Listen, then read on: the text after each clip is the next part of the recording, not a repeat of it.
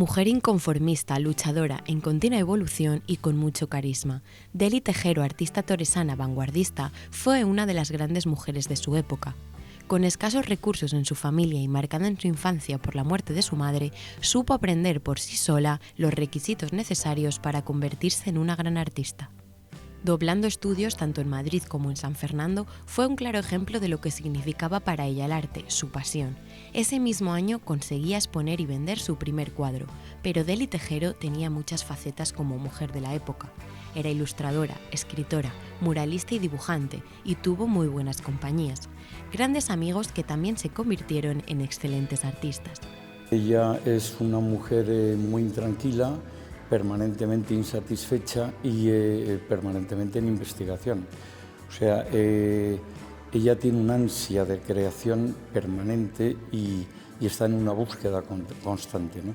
Las facetas de Dely son: la primera es pintora, pero es muralista, es ilustradora, es escritora y es dibujante. O sea, tiene muchas facetas y a su vez dentro de la pintura abarca toda la gama de registros que existen en la pintura, incluso muchos de ellos todavía incipientes o por descubrir.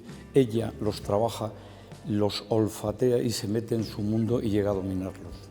Entre sus primeras obras se encuentran las brujas o duendillas, sus compañeras más fieles de viaje, esas que nunca le abandonaron en sus pinturas, entre lo místico y el surrealismo. Con ellas comienza la exposición de Toro, conformando un gran cofre con sus pinturas más íntimas y personales, para después adentrarse en el mundo más comercial de esta toresana. El diseño expositivo, que lo hemos hecho conjuntamente mi hija Inés Vila y yo, ha sido un juego, ha sido una especie de pelea amable entre ellos para ver cómo primero ampliar la superficie para colocar obra, puesto que es pequeña. De ahí nace esta arquitectura efímera en forma de pirámide truncada y tumbada, que aumenta efectivamente la superficie de la obra, y 60 cuadros en total.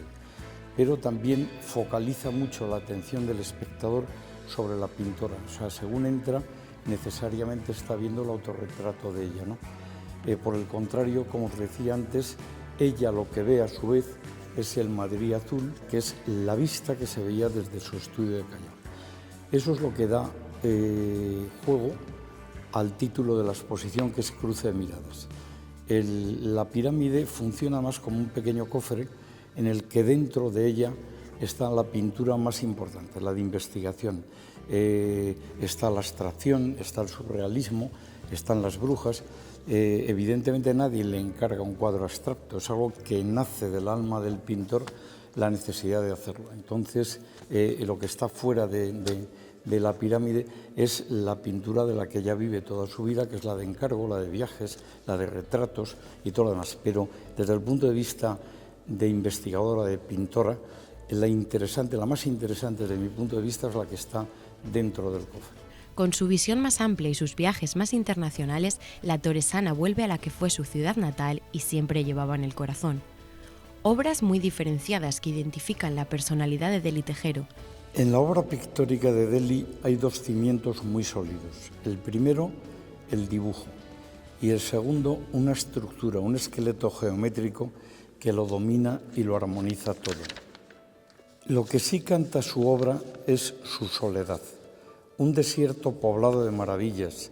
Ella no hizo otra cosa que trasladarlas al lienzo o al papel.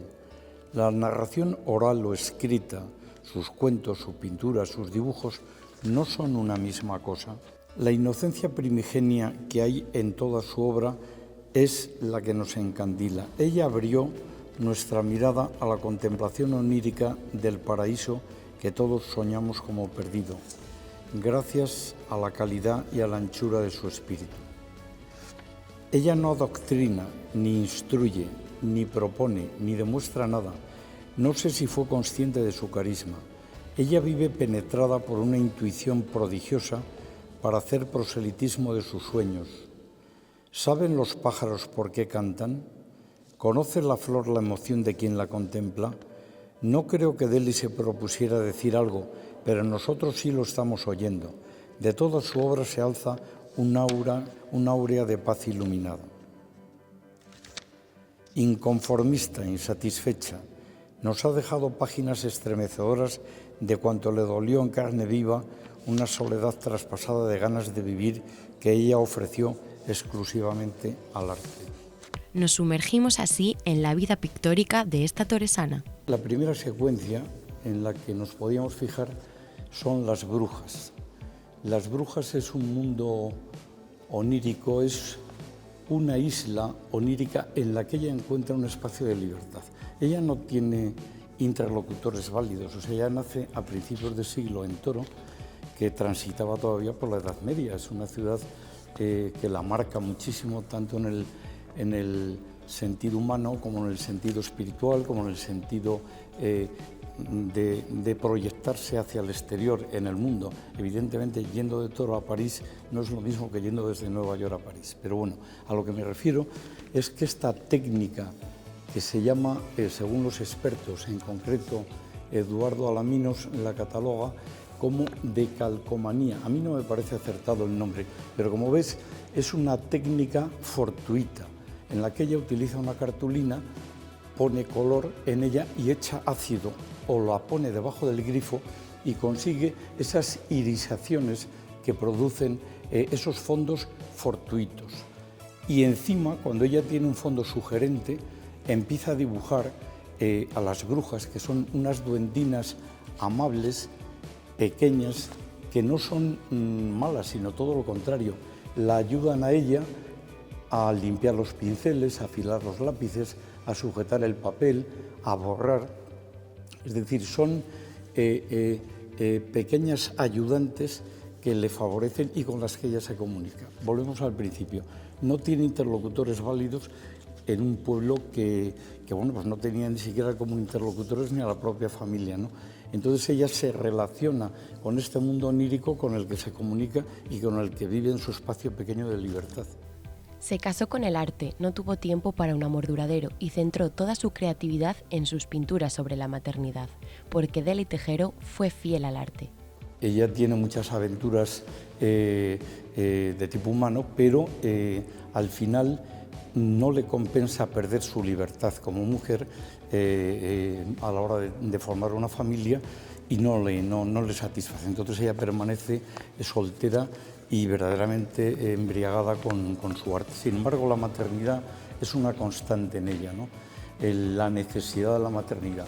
Aquí veis las fusiones muy características de ella, en la que la madre y el niño los funde con el mismo ojo, con el mismo cuello, en el que las piernas de la madre dibujan las del niño, es decir, todas y cada una de las líneas de una de las figuras son comunes con la otra o complementan la otra, como es el caso del mentón. En esta figura, como veis, la totalidad de las líneas de la madre corresponden a las del niño, el mentón, la espalda, las piernas, los brazos, ¿no? El ojo común vuelve a ser otra de ellas. Y esta es una pintura, la primera pintura de tipo religioso, que es muy singular, que es, ella misma la titula Presentimiento de la Pasión, que es un niño Jesús con los brazos en cruz y que, bueno, esto tiene hoy 70 años, es un dibujo que a mí me parece de plena actualidad, tanto en el color como en la forma, como en cómo ha metido el tratamiento de esos fondos, ¿no? Cuando ella quiere dejar la piel limpia, deja la cartulina, como ves, pero con la cuchilla raspa el fondo y crea esa materia tan singular solamente con cuchilla y crea ese equilibrio con una estructura geométrica muy potente y a su vez el dibujo. El dibujo en ella es un portento. Luego, este niño Jesús, ella siempre le mete mucha simbología. Como veis, tiene una kepa, que es el sombrero judío, y tiene un paño de castidad. Es decir, no es un niño Jesús cualquiera, es un niño Jesús judío que ya presupone lo que va a pasar luego. Otro registro importante de Dely fue el surrealismo, un aspecto en el que la toresana tuvo una evolución constante. Este cuadro se llama Las Artes, y dentro de las artes está representada pues la literatura, la pintura, la música, la danza con la peonza, el canto con los pájaros, de alguna forma están representadas simbólicamente todas las artes que ella domina. Esta etapa pues es Dalí, es Picasso, es la etapa cerca de los años 50 en que el surrealismo está vigente en toda Europa y ella lógicamente lo abraza.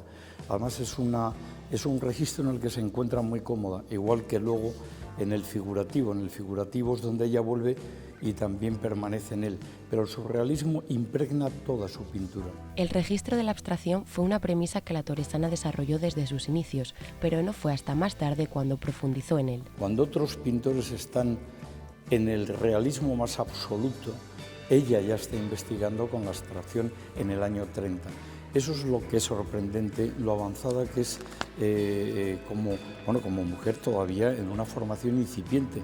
Hablamos del año 30, que es cuando ella está llegando a Madrid y está empezando a ingresar en la Escuela de San Fernando de Bellas Artes. Dentro de la abstracción aquí hay 5 pinceladas, que son, la materia es marmolina y resina, y aquí igual es vidrio triturado y bolitas de vidrio, o hilo de cobre, o arenas y esa misma marmolina. Luego son muy matéricos y de mucho color. A mí me parece un tremendo avance y un atrevimiento dentro de lo que ha sido la evolución de la pintora, ¿no? Y lo que os decía antes, nadie le encarga un abstracto, es algo que hace por pura necesidad. Una mujer vanguardista que aprovechó cada instante para aprender. Siempre estuvo en constante evolución, sobre todo cuando comenzó a viajar. Fue entonces cuando dio rienda suelta a todo el arte que llevaba dentro. Está constantemente viendo lo que hay, pero ella empieza a dominarlo casi antes de verlo y casi antes de intuirlo, y automáticamente está en el siguiente paso. O sea, no se conforma ni se recrea en cada uno de los estadios en los que llega, sencillamente lo domina y está intentando dar el salto siguiente. Su familia no tenía medios para poderle facilitar esa salida. Ella en Madrid, como se gana la vida, es de ilustradora. Publica en Crónica, en La Esfera, en las revistas de la época, en blanco y negro, en ABC. Entonces ahí es donde ella dibuja, hace ilustración, se gana dinero y con eso se paga sus estudios. Primero en la propia facultad y luego en la residencia de estudiantes, que es donde ella estudia y lógicamente pues vive los días de Lorca, de Alberti, de todos los que hemos conocido, de Dalí, de todos los demás, Clara Campoamor, todos los que, Josefina Carabias, Marina Romero, que es íntima amiga suya, que es una poetisa que vive en Nueva York, con Maruja Mayo. Ella además tiene una relación personal muy fuerte con el hermano de Maruja Mayo, con Cristino Mayo, que es un escultor de primer orden y con el que ella está unida durante toda la vida. Este es uno de los cuadros más especiales para Delí Tejero, una muestra de las señas de identidad de su ciudad, de la provincia que tanto la marcó. El Mercado de Zamora es el cuadro más primitivo que tenemos en esta exposición. Como veis, está la manta zamorana, es un cuadro del año 30 que tiene un eje muy claro, unas masas muy equilibradas y simétricas de color y de masa, que está el traje de Carvajales, los platos de Olivares, la cerámica de Moveros y la de Pereruela. Ahí tenéis el horno de Pereruela y las demás cazuelas. La capa de aliste, la forma de vestir también de aliste, las alforjas que se hacían en Bedemarbán hasta hace unos días, que las hacía Julve, y pues lo que era el Mercado de Zamora. Este es el Mercado del Puente de Zamora. Os comentaba que este cuadro, con la manta zamorana en primer plano, ha tenido un interés especial para el nuevo director del museo, para José Luis Calvo, y está interesadísimo en llevarlo al museo. Pero también nos ha ofrecido la sala para hacer una exposición hacia el año 20 aproximadamente de Delí en el espacio que hoy está el León Felipe. En Zamora la verdad es que hemos tenido 2 ofertas, también hay otra oferta maravillosa de la Diputación en la nueva sala del Ramos Carrión, que es otra sala moderna e interesante y tal. O sea que de alguna forma vamos a dejar pasar un tiempo, pero nos gustaría hacer una antológica efectivamente en Zamora. Dentro de la pintura religiosa, este cuadro, que es propiedad de la Fundación González Allende, representa la visitación de la Virgen María a su prima Santa Isabel, que era mucho mayor que ella, como se aprecia, y ella, dentro de lo que es el elemento simbólico, está tejiendo una piel de cordero, es la madre de Juan el Bautista, y ella está tejiendo ropita blanca, que es la Virgen y el Niño. Tiene algún elemento simbólico en la parte superior, que es una crucecita pequeña en la parte del Niño Jesús y una cruz báculo en la parte de Juan el Bautista, que es la de él. Y por lo demás, pues es una paleta muy frecuente en ella, que es los amarillos y los azules, y este está normalmente en la biblioteca de la Casa Municipal de la Cultura, pero la propiedad es de la Fundación González Allende. Y es que, pese a su estancia y trabajos en el ámbito internacional, Dely Tejero recordaba mucho su tierra, sus gentes, detalles que le habían marcado durante su estancia. El título de este cuadro es Castilla, es propiedad del doctor del Pozo, que lo ha cedido para la exposición, al igual que hay otros préstamos particulares, y es pues un matrimonio castellano, austero, duro, muy sobrio en general, es témpera, y este cuadro además tiene un premio en la Bienal del año 32 en el que se le concede a Dely este premio. Como veis, es muy austero, muy adusto, vamos, es muy castellano, ¿no? Este otro tiene mucho interés desde mi punto de vista, es un cartel que anuncia una fiesta en la Residencia de Estudiantes. La Residencia de Estudiantes en Madrid, como sabéis, es donde nace la Institución Libre de Enseñanza, que en Toro tiene un ejemplo magnífico a nivel nacional, que es la Fundación González Allende, que es activa desde principios del siglo XX. Pero esto es el cartel anunciador de una fiesta para americanas que se celebra en la residencia. Y a Dely le encargan hacer el cartel de anuncio y hace el mapa de España, como veis, en el que sitúa a las chicas, cada una vestida con su traje regional en su zona, o sea, Andalucía, Murcia, Valencia, Cataluña, Aragón, etc. En Gallegas, Asturias, Salamanca, Madrid, Extremadura y Castilla, abrazando a todas las regiones con la capa castellana, sin ninguna joya, desnuda, y con la cabeza en Santander, que era donde estaba la salida al mar de Castilla, que pertenecía todavía a... En fin, sin comentarios. Hoy en día tiene muchas lecturas este cartel, pero a mí me parece simbólicamente muy bonito. Estos cuadros son Tagarabuena, que es un pueblecito en aquella época independiente de Toro, pero hoy anexionado a Toro.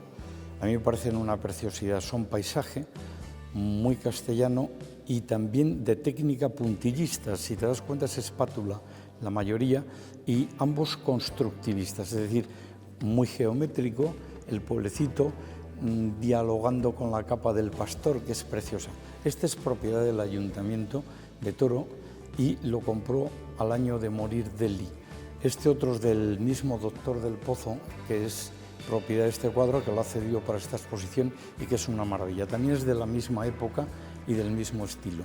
Sin embargo, este es muy anterior, este es del año 43, pero quiero hacer la salvedad porque es interesante cómo avanza, cómo es la evolución de un pintor. Esto es el cementerio de Toro, que como veis tiene ese cielo muy zamorano, enfadado, de pretormenta.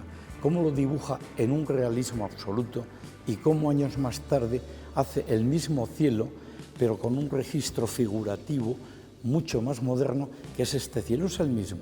También es un cielo amenazante de tormenta, muy zamorano también, pero que es la misma representación de dos cielos iguales con 20 años de diferencia. Esa es la evolución también que se nota, ¿no?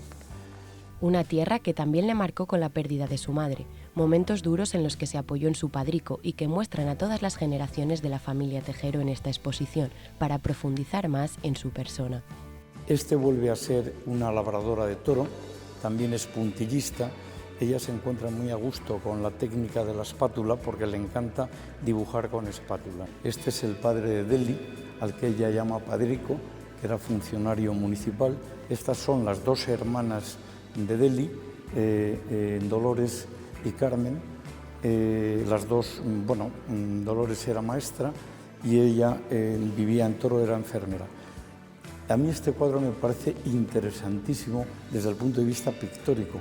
Es 10 años anterior al de María Dolores. Estos somos los sobrinos. Los dos extremos somos María Dolores, mi hermana, y Javier, que es este. Os decía que este, que tiene 10 años antes que el de María Dolores, me parece interesantísimo por la técnica. Esto es un preimpresionismo, pero es la misma pintura que hacía Picasso en la misma época, en los años 30. Me parece una evolución tremenda. Y este, que es posterior, que es una preciosidad, el de María Dolores, también es puntillista. Si os dais cuenta, está hecho con espátula, es una técnica preciosa. Pero aquí se ve color y luz, que es un cuadro clásico, y aquí tú ves línea e interpretación de la realidad. O sea, por eso me parece tremendamente interesante, aunque esté incompleto, pero desde el punto de vista pictórico me parece apasionante, ¿no? Bueno, y los niños, todos los niños son dentro de ese mundo de fantasía que Delhi los mete, muy geométricos, con la paleta de Delhi, que suelen ser los amarillos y los azules, siempre igual, y siempre con el guiño de los dibujos que hacía a su vez cada uno de los niños que retratan. Además del autorretrato principal de ella, el que domina la exposición, hay estos otros tres. Este es de juventud, es un retrato del año 28, por lo tanto ella tenía 24 años. Este es de madurez joven, pero todavía ella presume de esos ojos, de esa boca y de esa nariz, que tiene ese equilibrio y ese dominio del dibujo, ¿no? Y este es de un año antes de morir. Y este ya tiene algún interés diferente. Este pertenece a una anécdota, que es una noche en que le llama un periodista para ir a hacer una entrevista al día siguiente y le dice que va a ir con el fotógrafo. Y ella le dice que no vaya con el fotógrafo, que la fotografía la hace ella, ¿no? Entonces ella se hace ese autorretrato el mismo día y, como veis, tiene algún elemento singular. Ya oculta los ojos, oculta la pata de gallo, desdibuja el cuello, potencia mucho la nariz y la boca, diciendo aquí está todavía el genio y figura, ¿no? Se hace un cuellecito de jovencita, se corta el pelo, es decir, lo que está haciendo, como yo le decía el otro día a los alumnos, está haciendo Photoshop, está inventándose a sí misma cómo quiere que la miren. Entonces hace un autorretrato que a mí me parece una belleza, pero es una interpretación de la realidad, en la que no miente, pero se está interpretando. Tiene la edad de todo el mundo, es lo que me parecía más interesante de este retrato, ¿no? Y luego el estudio de París, que es del año 39, pues refleja ese misterio y ese frío que se trasluce todavía a través del cristal, el mundo de la bohemia, el mundo parisino que ella conoce y el mundo de pasarlo mal. O sea, ella va a la vida bohemia desde en París y vive necesariamente mal. Pero toda esa atmósfera de la soledad, de la tristeza, de la melancolía y del frío está reflejado perfectamente en este cuadro, ¿no? Bueno, hay alguna frase interesante de ella, esa que es una contradicción permanente, Delhi es una contradicción constante, digamos que siempre está, a nivel personal, siempre está en esa evolución de sentirse ignorante, culta, amiga del orden, desordenada, siempre está en contradicción permanente, pero bueno, eso es inteligencia también, ¿no? Un año de su vida y entre tantas idas y venidas, la toresana decidió irse a vivir a Capri, una isla de la que se enamoró, pero también en la que sufrió mucho. Aún así, al irse de esa tierra que tanto le marcó, sus sentimientos la hacían sentirse vacía, sola. El sentimiento de echar de menos estaba muy presente. Ella dibuja todas las pequeñas leyendas italianas de la creación de las sirenas, que es una maravilla, el roque de las gaviotas blancas o el de las lagartijas azules, o el primer chalet documentado de la historia, que es la quinta de Tiberio, un emperador romano y tal. Bueno, dibuja el mundo de Capri y el de Anna Capri. Ella conoce a un escritor muy famoso, que es Axel Mund, que es un escritor sueco que vive en Capri y que entablan una amistad maravillosa. Es el autor de la historia de San Michel. Bueno, en aquella época fue muy famoso, hoy en día es un libro menos leído. Y también interpreta todas las pequeñas leyendas dentro de la isla. Aquí hay una muy bonita que dice Pure li pecci che fanno l'amore, que es un acantilado tan bonito en el que los peces están haciendo el amor. Lógicamente los cambia de escala, el faro es muy pequeñito, el mirador, pero los pájaros, que son los que entonan, y los peces ya tienen otro tamaño enorme. Bueno, y luego mete esos pequeños dragones y monstruos, ¿qué tal? Y luego todo el turismo de la isla que lo refleja. Esto es un conjunto de acuarelas y pequeños dibujos de Capri que son con los que ella, como decíamos antes, se gana la vida. Ella en Capri está todo el día haciendo estos dibujos y vendiéndoselos a los turistas, que es de lo que vive y se puede pagar la estancia en Capri, ¿no? Y pese a su soledad y sufrimiento, las maternidades le ayudaban a seguir con su pasión, al igual que los niños, su refugio para sentirse acompañada en todo momento. El mundo de los niños en Delhi es una constante, igual que lo era la maternidad. Está permanentemente dibujando niños porque le apasiona el mundo, ¿no? Hace ilustraciones, como puede ser esta, que es un niño cabalgando sobre un pez. O otra vez vuelve al surrealismo, que son cabezas de niños con cabezas de caballo imbricadas, ¿no? Y luego aquí vuelve a utilizar la misma técnica que hemos visto antes de la cuchilla raspando la cartulina para crear materia. Esto es tinta china y cartulina y algo de color. La característica de Delhi es que en el dibujo o en el cuadro del niño mete los dibujos que hacía el niño, es decir, dibuja al niño y dibuja su alma. Esos dibujos eran los del niño y los incorpora al propio dibujo, al propio cuadro, ¿no? Una mujer única, fuerte y luchadora de sus sueños, que pese a las dificultades continuas que se encontró a su paso, supo enfrentarse a la vida con fuerza y conseguir su sueño, vivir del arte, con el arte y para el arte.